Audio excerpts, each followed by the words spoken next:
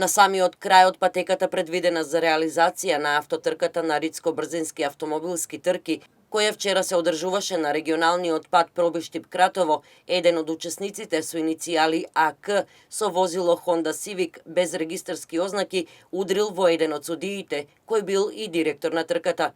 Поради тешките повреди со кои се здобил 62-годишниот КА, веднаш бил пренесен во Пробиштипската општа болница, но поради сериозноста на повредите оттаму бил препратен во медицинскиот центар во Штип. За жал, по патот до Штип починал.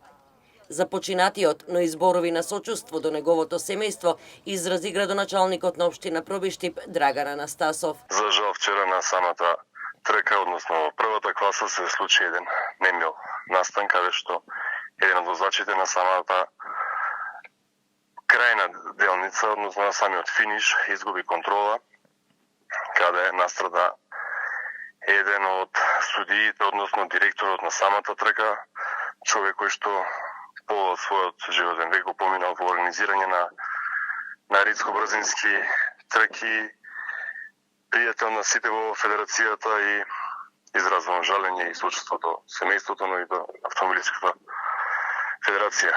Увид на лице место е извршен од екипа на СВР Штип и јавен обвинител, а телото било предадено на обдукција. Се уште нема официјална изјава по направениот увид на овој несреќен случај.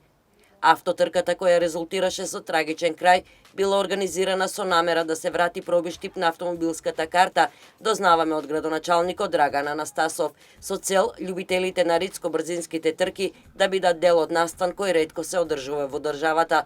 Настанот беше организиран од Автомобилската федерација на Македонија под покровителство на општина Пробиштип.